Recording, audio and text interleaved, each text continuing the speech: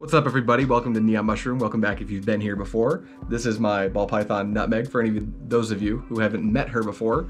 Sometimes I like to have her on videos because, I don't know, she's cute and I want to share with the world. We've got more EDH/Commander gameplay for you guys today. We've got all returning players. You've seen everyone playing today at least once before. And then we've got 3 brand new decks we haven't had on the channel before, one of which is actually from the new set. Well, I guess 2 of the decks are from the new set, but one of them you've seen before. You saw the thumbnail, I think you know who the commanders are. But that said, that's all you should need to know ahead of time. So we're going to hop over and look at some opening hands and what decks everyone's going to be playing. First up, we've got Mr. Chris Shavers returning with his Phylath deck for the second time on the channel. He keeps a 7-card hand with 2 mountains, 2 forests, a crop rotation, Scale the Heights, and a Shatter Skull Smashing. Then we have Aiden actually playing one of Kyle's decks. This is going to be his Animar Soul of Elements deck. He also keeps 7 cards with Borderland Ranger, Luxodon Warhammer, Eternal Witness, Domri Raid, Command Tower, Basic Forest, and a Rattleclaw Mystic. And I will be playing new deck to the channel number 2 out of 3. It'll be Akiri, Fearless Voyager. I keep a 7-card hand with Steel Shaper's Gift, Burrow's Signet, Sword of Fire and Ice, Council's Judgment, Inspiring Vantage, Marsh Flats, and a Core Haven. And then last but certainly not least, we have Kyle returning to the channel for a second time playing Atraxa. He keeps a 7-card hand with Rayhan, Last of the Abzan, Bread for the Hunt, a copy of Windswept Heath, and then one of each basic that this deck is allowed to play. Alright, I win the die roll and the lottery because I top decked a Soul Ring, so I'm going to play Inspiring Vantage, Soul Ring, and Burrow's Signet, passing right over to Aiden, who's going to draw his card for turn and play a Command Tower, and pass over to Kyle. All he has is a Windswept Heath. He's immediately going to crack it, losing 1 life, getting a copy of Basic Forest, and pass the turn over to Chris, who's just going to play a Basic Forest himself and pass the turn right back over to me. Going on to turn 2, I'll just play Marsh Flats as my land for turn. I'm immediately going to crack it and search my library for our plains, dropping down to 39. At that point, I'm going to play Steel Shaper's Gift, and I'm going to search my library for a Bloodforged Battle Axe, and I'm going to add that to my hand. After that point, I'll go ahead and put the Steel Shaper's Gift in the graveyard. I'm going to tap some mana, and I'm going to play a copy of Sword and Fire and Ice. After that, I'll just deploy the Bloodforged Battle Axe, and we'll pass the turn right back over to Aiden. Aiden will draw a card for turn. He's going to play a basic land as his land for turn. Then he's going to play Rattleclaw Mystic. With nothing else to do, he'll pass the turn over to Kyle, who draws, plays a swamp, and just ships the turn over to Chris, who plays a basic mountain, and passes back to me. Moving right along to the 3rd turn cycle, I'll untap and draw a card for turn, then I'll play Flooded Strand as my land for turn. After that point, we'll tap some mana, and I'm actually going to cast my commander. After doing that, we'll crack the Flooded Strand. That's going to drop me down to 38. I'll get another basic plains. Before passing the turn, I'll tap some mana, and I'm going to equip my Akiri with my Sword of Fire and Ice. At that point, we'll pass the turn right back over to Aiden. He's going to untap, draw a card, and then he's going to tap out for his commander, Animar, missing his land drop, and passing the turn over to Kyle. Kyle will just draw a card for turn, play a forest as his land for turn, and then drop Rayhan, Last of the Abzan. After that point, we'll move over to Chris's turn. He'll draw a card, play basic forest, and then just pass the turn right back over to me. On tap, upkeep, draw for turn, and I'll deploy Core Haven as my land for turn. Then we're going to tap some mana, and I'm going to go ahead and attach that Bloodforged Battle Axe to my commander. We're going to head into combat, and I'm going to turn my commander sideways at Kyle for 7 commander damage. Then I'm going to trigger Akiri when I attack, draw a card, and when I deal damage, I'll trigger Sword of Fire and Ice, draw a card, and deal 2 damage to poor Aiden's commander. After that point, I will remember to trigger the Bloodforged Battle Axe and make a copy of it. Then I'll play Grand Abolisher. Before passing the turn, I'm going to go ahead and tap some more mana, and I'm going to equip the Grand Abolisher with that Bloodforged Battle Axe, passing the turn right back over to Aiden. Now, Aiden's going to make a mistake here in tapping out for Borderland Ranger and searching his library for an island. Everything seems good as it looks like he plays the island for turn, but he actually thought it came into play off Borderland, allowing him to drop Is It Boilerworks and bounce the island. This was an illegal play, but we missed it, so we're going to allow it for this video. Moving on to Kyle's turn, he'll play his own basic island as land for turn, tap 3 for a copy of Bread for the Hunt, and then he's going to try to pass to Chris, who's going to tap 2 mana and cast Destructive Revelry, targeting my Sword of Fire and Ice and dealing 2 damage to me. All of that resolves, so we're going to move over to Chris's turn. He'll draw a card for turn, and then he's going to go ahead and play Rada, Heart of Keld. He'll check the top card of his library to see if it's a land. Unfortunately, it isn't, so he's going to play a basic forest from hand, and then pass the turn straight back to me. Moving right along to the 5th turn cycle, I'll untap and draw a card for turn, and we're going to gloss right over the first main phase and head straight into combat, attacking Aiden with my Grand Abolisher and Chris with my commander. I'm going to go ahead and trigger my commander twice. Aiden's going to decide to block, but Chris will not, so Chris takes 5 commander damage. And then before damage, I'm going to detach my equipment from Grand Abolisher per my commander's ability to give it indestructible. Then I'll play Sacred Foundry as my land for turn tapped. Remember to make a Bloodforged Battle Axe off of its trigger from combat. Then I'm going to tap some mana and play Swiftblade Vindicator. Before I pass the turn, I'll play Arcane Signet, and I'll just ship it right over to Iden. Iden, the accidental cheater, will untap all of his permanents and draw a card for turn. Then he'll play Basic Island as his land for turn, and he's going to tap for 3 mana to cast the first iteration of Domri Raid, and he's going to use that Planeswalker's Tick Up ability to look at the top card of his library, and it's a Hangerback Walker, so he reveals it and puts it into his hand. Then he'll tap out for Luxodon Warhammer, and with nothing else to do, he's going to pass to Kyle. Kyle's just going to draw a card, play Basic Plains as land for turn, then he'll tap 4 mana for a Master Biomancer. Then he's going to head straight into combat, and with no fear, he's going to turn that Ray hand sideways at me, and I have no block, so I'll take 3 damage from his creature, and then we'll pass the turn back over to Chris. Chris is going to check the top card of his library. It's not a land, so he's going to play Basic Mountain from his hand, and tap 3 for Scale the Heights. Now Scale the Heights is going to have him going up to 37 life, then he's going to be able to put a +1/+1 counter on his Heart of Keld, draw a card, and then play Thespian Stage as an additional land for turn. After that point, he has nothing else, so he passes the turn to me. Moving into the 6th turn cycle, I'll go to my main phase 1 and tap 2 white to cast Puresteel Paladin, one of my personal favorite cards in this deck. Metalcraft is active, so I'm going to be able to attach my copies of Bloodforged Battleaxe to each of my creatures without paying their mana cost, because it would be 0 now because of Puresteel Paladin. We'll head into combat, and we'll attack Iden with my commander, we'll attack Chris with my Swiftblade Vindicator, and I'll send Grand Abolisher over at Kyle. This will trigger my commander 3 times, and I will draw 3 cards. After I draw those 3 cards, I'm going to ask them if they want to block, and no one does, so I'll deal the damage to all of them. I'll make 3 more Bloodforged Battleaxes and draw 3 cards off of the Puresteel Paladin. After that point, we'll move to equip all of our Bloodforged Battleaxes, and in main phase 2, we'll cast Mind Stone, and then we'll go to discard, passing the turn right back over to Iden. He'll untap all his permanents and draw his card for turn. Then he's going to play Mountain as his land for turn. He's going to go ahead and tick up Domri to check the top card of his library. It's not a creature, so he misses and does not put it into his hand. Then he's going to tap out for Soul of the Harvest. And he didn't actually tap out because he's going to tap for 1 green off of Rattleclaw Mystic to cast Arbor Elf and trigger Soul of the Harvest. With nothing else to do, he'll pass the turn to Kyle, who's just going to go ahead and deploy Soul Ring, and then he's going to move straight into combat and hit me for 3. Before combat damage, I will activate my Core Haven to fog his creature. After that, he'll move to his 2nd main phase, tap some more mana, and play Atraxa, Praetor's Voice.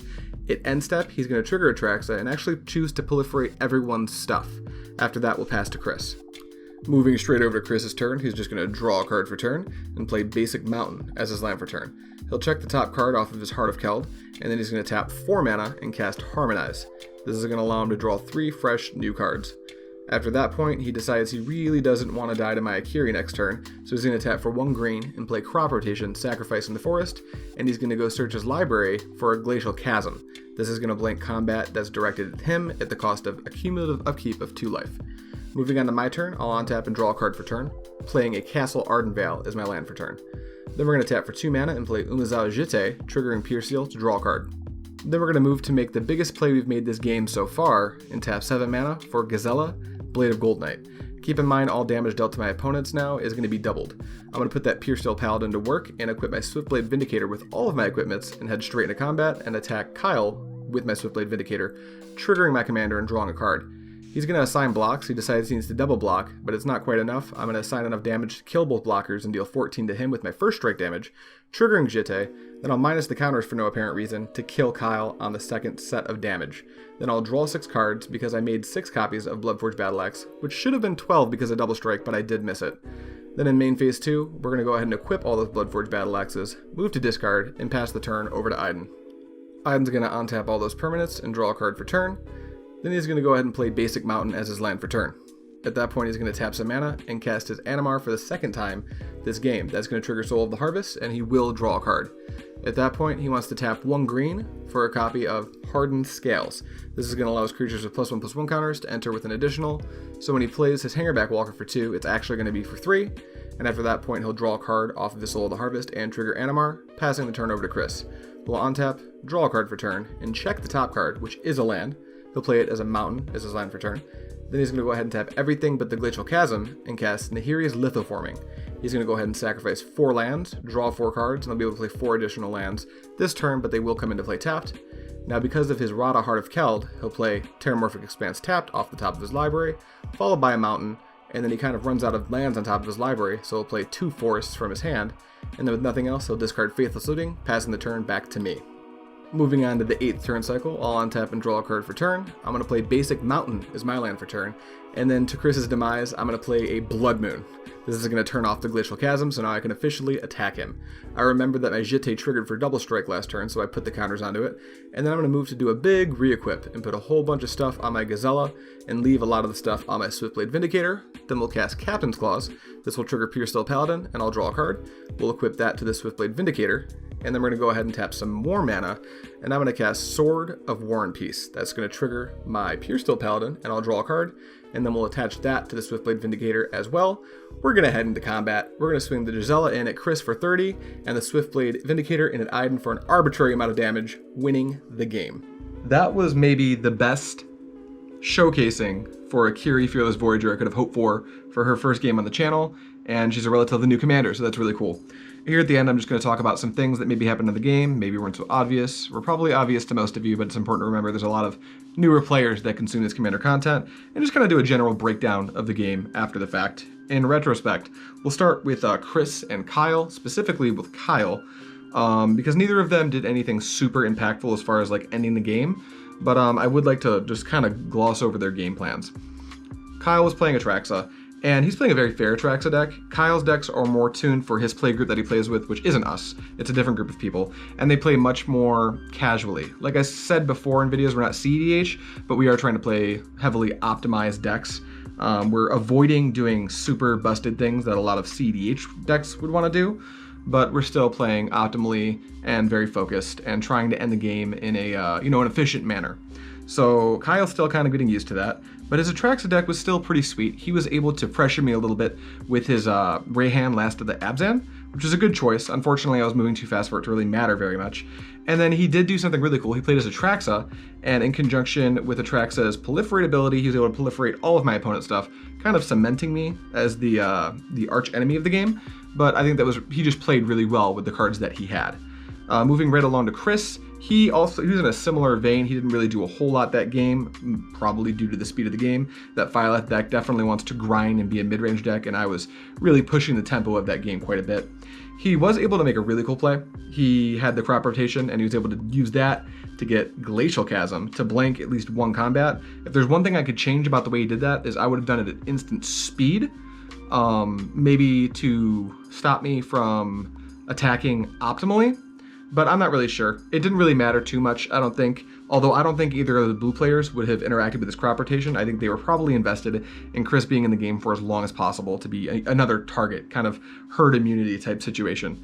But that's how their games played out. And then Aiden was playing Aiden was playing Kyle's Animar deck. The Animar deck was really sweet. Again, it wasn't super focused compared to a lot of the decks we have on this channel, but I wanted to play something a little bit different. He just got a win with his Lord Winggrace deck, and that's the only one he has constructed at the moment. So he played the Animar deck. And hold for the missed land drop and the accidental cheating he did with Borderland Ranger, which is super forgivable. We actually all missed it. And I don't think he's ever cast Borderland Ranger, especially not in Commander. So it was a pretty easy mistake to make, actually. Especially in Commander, you're used to tapping 3 mana to put lands into play anyway, so it felt pretty intuitive for him more than likely. But he was surprisingly dangerous, and that's because Animar is just that powerful. Even after having his Animar shot down with my Sword of Fire and Ice, which we'll get to in just a moment, he was able to get that Soul of the Harvest down and start to draw an insane amount of cards using his Soul of the Harvest and putting triggers on his Animar. So if the game hadn't gone as fast as it did, he likely would have won the game. I don't have the same late game power as he does. And that game, it looked like I might have that amount of late game power, but I think my deck went about as fast as it could. And we'll get to that right now. I did the thing. I top decked a Soul Ring, and I already had the Rock. So I was able to go land Soul Ring Rock, generating 4 mana sources on turn 1. And after that, I just deployed equipments and creatures on curve. I used the Steel Shaper's Gift to get the Bloodforged Battle Axe, and then I was able to generate an insane amount of Bloodforged Battle Axes. I drew a ton of cards thanks to my commander's insane ability, because when you attack different players, the ability triggers. That's why I was sending my creatures in different directions. And then the Puresteel Paladin as a late game draw was the best thing I could have hoped for, because every time I generate a new Bloodforged Battle Axe, I get to draw a card. So it wasn't really crazy that I won the game, because I had access to probably some of the best cards in my deck, but I think it was a really good showcasing of why maybe you should pick up Akiri and try to do a build yourself. I'm going to be doing my build's deck tech here soon. I want to do Ojutai's first because that deck actually came from Ojutai, my original Voltron deck. I really wanted a non-blue commander deck that I play regularly, so Ojutai became Akiri. But you're going to get both deck tech soon. One of the main driving forces for switching to Akiri is that you get to play Sunforger, and you get to play a Sunforger package. I won't get too far into that, but words like Red Elemental Blast and Boros Charm come to mind. So anyone who's played Sunforger, you probably know what I'm getting at. That's all I have for gameplay wrap up for you guys. Before I close the video out, I do want to mention, and this is kind of besides the point of the video, the new Secret Lair Walking Dead. I don't want to add to the cacophony of negative voices around it. Just because I think all of the more enfranchised content creators have said it better than I'll ever be able to say it. Mitch from Commander's Quarters did a few videos on it. You've probably already watched them if you're watching me on this channel with like 400 subscribers. You likely already watched Commander's Quarters. He is a phenomenal content creator. If somehow you found me before Mitch, go check his channel out. But I don't think he needs my help. This Secret Lair Walking Dead from Wizards, for a myriad of reasons that I'm not going to get into, is predatory and bad. It's not a good product for Commander. It's setting a bad precedent, and then the Rules Committee's decision to not ban these cards in Commander is short-sighted, and honestly, it's a little bit embarrassing for I would imagine, both the enfranchised and non-enfranchised Commander players. I'm sure that some of you maybe like The Walking Dead or are super excited to play your Negan deck or whatever, but that's so far from the reason that this is bad. So the point of that is to say that no, we will not be playing any of the Walking Dead commanders on this channel, nor will I allow any player that comes to play on this channel to use those cards. I do not endorse these decisions made by both the RC and Wizards of the Coast. I think it's short-sighted, embarrassing, predatory, and a cash grab. So in case any of you were wondering where I stood on the issue, now you know. For any of you who stayed like 15-20 minutes to the end of this video, you know how I feel. That said, she's getting antsy, so I'm going to put her back in her tank. And I'm going to get out of here. Thank you guys so much for watching, and as always, see you next time.